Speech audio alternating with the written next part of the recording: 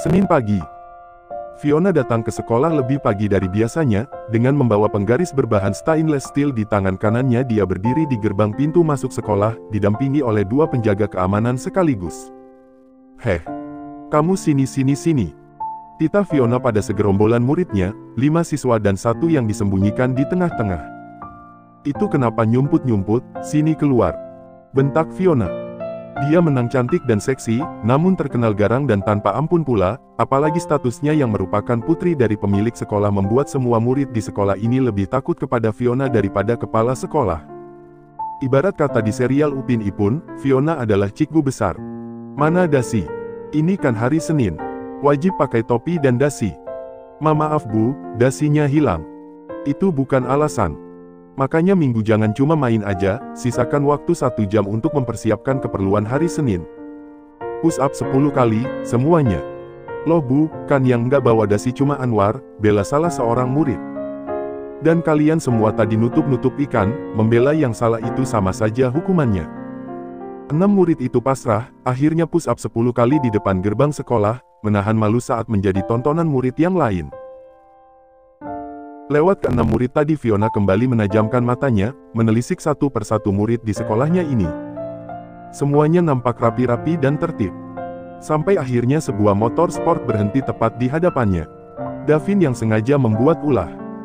Murid yang menyandang siswa tertampan ini membuka kaca helmnya dan melihat sang calon istri yang memerankan guru BK dengan sungguh-sungguh.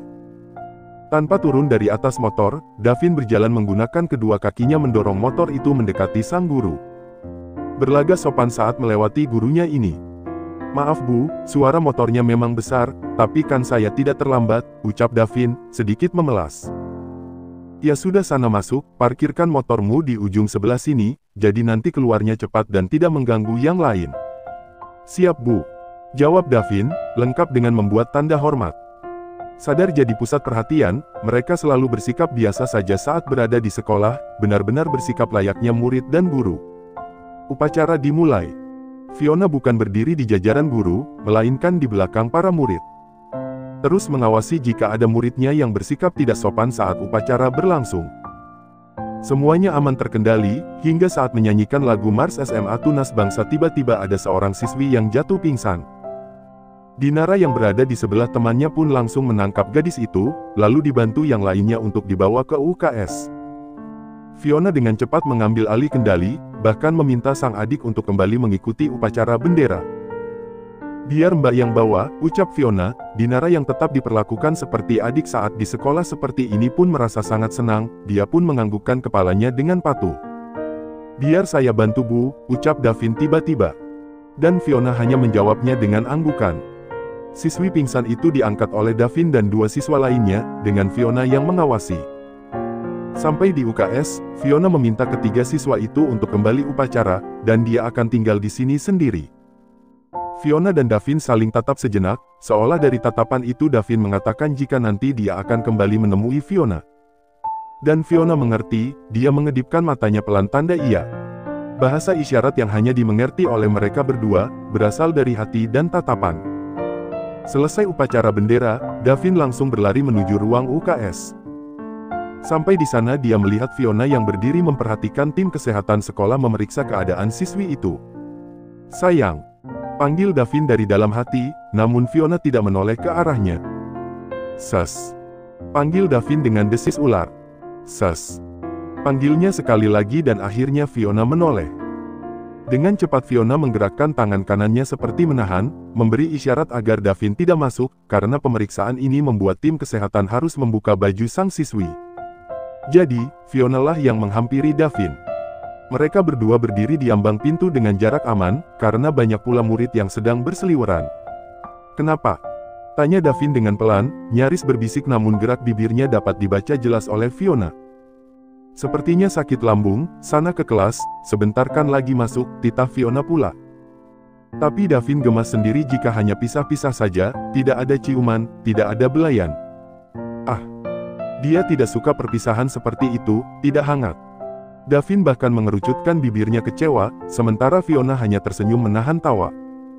"Nanti sore bertemu di apartemen, aku akan menunggumu di sana," desis Fiona pula, agar tak ada yang mendengar.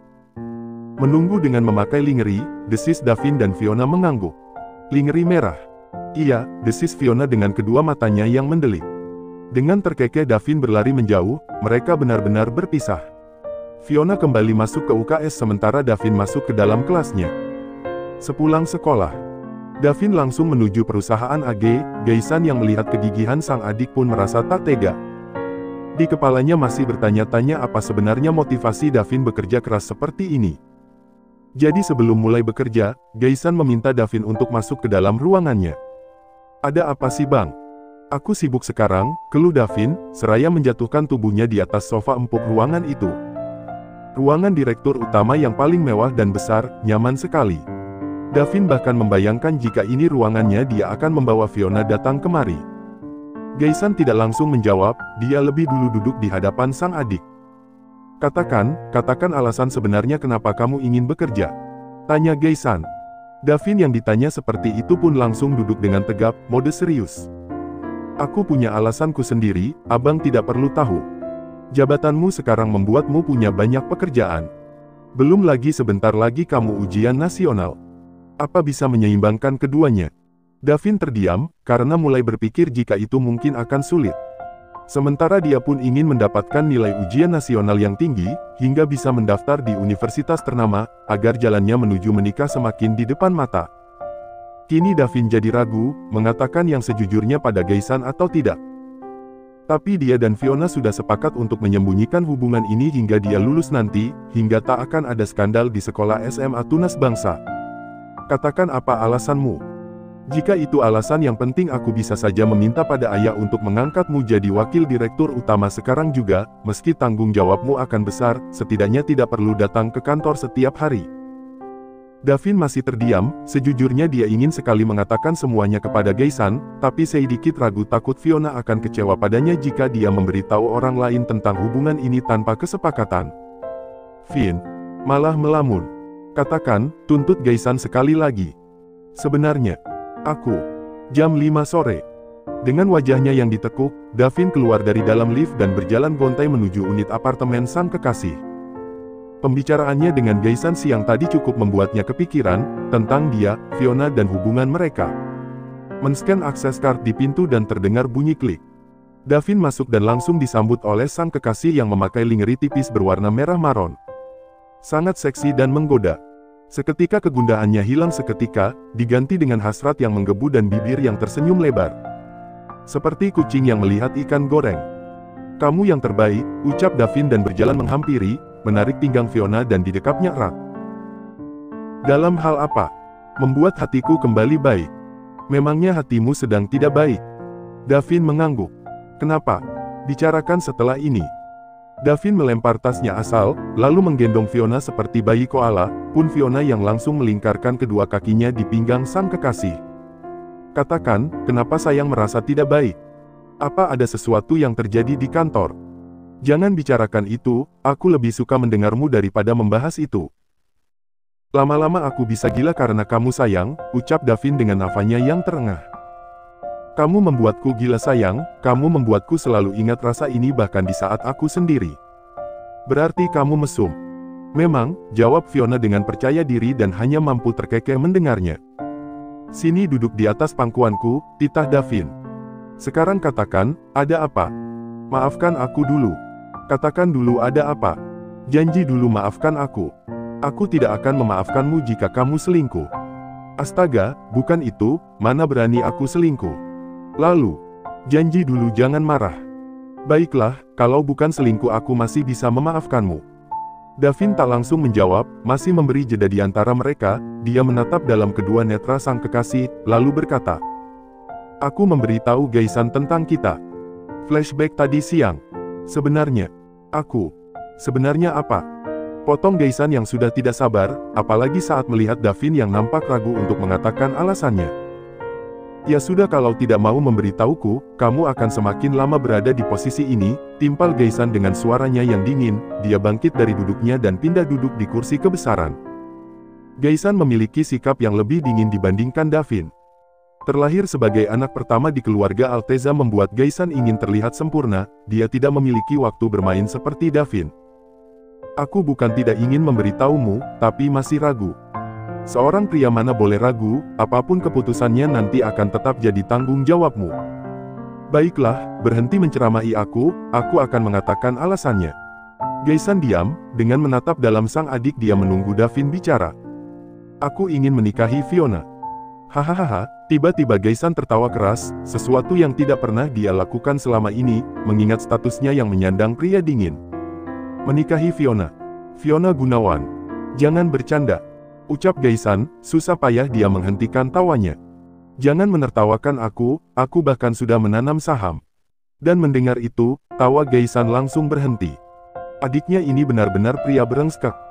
Jangan mempermainkan wanita, Fiona itu wanita baik-baik. Aku tahu, kami melakukannya tanpa sengaja, karena itulah aku ingin bertanggung jawab. Gaisan tak bisa berkata apa-apa lagi, apalagi saat melihat kesungguhan yang terpancar di wajah Davin ketika membicarakan tentang Fiona. Di hatinya dia merasa ada perasaan yang entah, namun coba untuk Gaisan singkirkan. Flashback end. Lalu apa kata Gaisan? Tanya Fiona. Kamu tidak marah. Aku percaya padamu, pasti kamu memiliki alasan kenapa sampai harus memberitahu Gaisan. Davin tersenyum, dia kembali mengangkat wajahnya dan menjangkau bibir sang kekasih, mengecupnya sekilas dan kembali bersandar di sofa. Gaisan terkejut, dia tidak bisa berkata apa-apa. Aku mengatakan kepadanya untuk merahasiakan ini dari papa dan mama, karena aku ingin, aku sendiri yang akan mengatakannya secara langsung. Memangnya kenapa kamu harus memberitahu Gaisan? Davin menjelaskan semuanya kepada Fiona tanpa ada satupun yang ditutup-tutupi. Tentang Gaisan yang akan mengangkatnya menjadi wakil direktur utama dalam waktu dekat, tentu itu untuk kebaikannya sendiri, belum lagi ketika mengingat ujian nasional yang akan segera datang. Fiona menganggukkan kepalanya tanda paham. Hari berlalu, 2 minggu sudah terlewati. Dan semenjak Gaisan mengetahui hubungan antara Davin dan Fiona, kini kedua orang itu tak lagi canggung ketika bersama dengan Gaisan. Bahkan beberapa kali Fiona sempat mengunjungi perusahaan Alteza Group untuk menemui sang kekasih. Sudah menjadi wakil direktur utama, Davin memiliki ruangan yang cukup besar, membuatnya lebih leluasa ketika Fiona datang kemari. Seperti hari ini, Fiona melangkahkan kakinya masuk ke Alteza Group. Tanpa sengaja dia bertemu dengan calon kakak ipar di depan pintu lift. Gaisan, panggil Fiona, sedikit mempercepat langkahnya hingga berdiri tepat di sebelah Gaisan. Lama menjalin hubungan dengan Davin membuat Fiona kini lebih terlihat seperti anak kecil, berlari-lari di perusahaan. Dan sayangnya itu terlihat menggemaskan di mata semua orang, termasuk Gaisan. Fiona, sapa Gaisan. Mereka tidak hanya berdua, ada pula asisten pribadi Gaisan di sana. Boleh aku ikut menunggu? Gaisan mengangguk, mau ke ruangan Davin. Iya. Bagi Fiona ini biasa saja, tapi bagi Gaisan tetap terasa canggung. Sayang, panggil Fiona ketika dia membuka pintu ruangan kerja sang kekasih. Davin yang memang sudah menunggu pun mengangkat wajahnya dan menatap kedatangan Fiona. Kenapa lama sekali? Maaf, jawab Fiona seraya menyelipkan beberapa rambutnya ke belakang telinga. Davin memintanya untuk duduk di atas pangkuan, namun sebelum berlari duduk di atas pangkuan Davin, Fiona lebih dulu berbalik dan mengunci pintu ruangan itu. Dan Davin mengulum senyum, Fiona memang paling teliti tentang hal-hal kecil seperti itu. Sini, titah Davin dan Fiona menurut. Iya, jawabnya, lalu duduk menyamping di atas pangkuan Davin dan menggantungkan kedua tangannya di leher sang kekasih. Kenapa lama sekali? Tadi jalannya pelan-pelan, aku ketemu Gaisan di bawah. Apa yang kalian bicarakan? Tidak ada, Gaisan orangnya pendiam, tidak seperti kamu, cerewet. Kamu suka yang mana? Yang inilah, jawab Fiona seraya menunjuk bibir Davin dengan jari telunjuknya. Kalau suka cium. Tanpa menunggu lama Fiona langsung menjatuhkan sebuah ciuman di atas bibir tebal kekasihnya itu. Sementara tangan Davin pun mulai menjalar kemana-mana. Jangan bilang mau melakukannya di sini, ucap Fiona setelah dia melepaskannya. Tidak, tapi di meja sini, jawab Davin seraya menepuk meja kerjanya yang kokoh. Davin lalu mengambil remote, menutup dinding kaca dengan gorden otomatis, hingga membuat ruangan jadi temaram, karena lampu utamanya belum dinyalakan. Bagaimana? Kamu suka? Tanya Davin dan Fiona menggeleng. Gelap, aku suka yang terang. Davin terkekeh. Dia lalu menepukkan tangannya 3 kali dan lampu utama di ruangan itu menyala. Sekarang apa lagi? Tanya Davin. Masalahnya aku sedang datang bulan. Art. Davin mengacak rambutnya frustasi. Namun gerakan frustasinya terhenti saat Fiona malah membuka kancing bajunya. "Aku bohong," ucap Fiona. Davin yang kesal pun langsung memukul lembut kekasihnya hingga Fiona menjerit nakal. "Dasar kucing nakal," ucap Davin dan Fiona hanya terkekeh. Dalam sekejap saja dada Davin sudah polos. Disusul dengan Fiona yang melepas sendiri pakaiannya. "Let's play baby," ucap Davin. Sementara di tempat lain, Dewa menatap benci pada beberapa foto yang diberikan oleh sang asisten. Dalam foto itu Fiona tidak sendiri, dia bersama seseorang yang Dewa kenal. "Jadi ini kekasih barumu. Jadi kamu menghabiskan malam dengannya?" "Tidak Fiona, aku tidak akan membiarkan ini berlangsung lama. Aku akan kembali mendapatkanmu." Sore itu Dewa langsung mendatangi perusahaan Gunawan, lengkap dengan bukti di tangan dan juga memanggil Joe dan Ron sebagai saksi. Kini Dewa dan kedua saksinya sudah duduk di hadapan Gunawan. "Bukan saya yang tidak melindungi Fiona, tapi pria ini. Kekasih baru Fiona yang dengan berani membawa Fiona ke hotel," terang Dewa dengan penuh percaya diri juga amarah yang tertahan. "Hotel?" ulang Gunawan membeo, dia menatap tidak percaya pada beberapa foto yang ditunjukkan oleh Dewa. Foto-foto kedekatan antara Fiona dan Gaisan. Fiona yang tersenyum riang sementara Gaisan yang menetap dalam pada sang anak. Mereka berdua berdiri persis di depan pintu lift perusahaan Alteza Group. "Iya tuan, Joe dan Ron adalah saksinya." Mereka berdua melihat saat Fiona melakukan pemesanan di hotel. Gunawan langsung menatap pada Joe dan Ron, seolah dari tatapannya itu Gunawan meminta kepastian. Joe dan Ron mendadak gelagapan, mereka berdua memang melihat Fiona yang melakukan pemesanan di hotel, tapi mereka tidak melihat Gaisan di sana. Mereka berdua sama-sama merasa ragu untuk mengiyakan atau menjawab tidak. Katakan Joe. "Ron, bahkan gara-gara kejadian itu kalian menuduhku yang melakukan perbuatan hina itu. Padahal selama ini aku selalu melindungi Fiona dengan baik," terang Dewa, sekaligus membela dirinya sendiri. Joe dan Ron tidak peduli pada ancaman Dewa itu, kini mereka sudah cukup merasa takut dengan tatapan tajam yang diberikan oleh Gunawan, sang tuan utama. Mereka berdua bahkan dengan kompak menelan salivanya dengan susah payah, sama-sama sadar jika jawaban yang akan mereka utarakan akan menjadi penentu nasib sang nona dan pria yang mereka duga kekasih barunya. "Katakan Joe, Ron, apa benar semua yang diucapkan oleh Dewa?" tanya Gunawan akhirnya, karena kedua anak buahnya itu masih merasa ragu untuk menjawab. "Benar tuan," jawab Joe dan Ron gagap.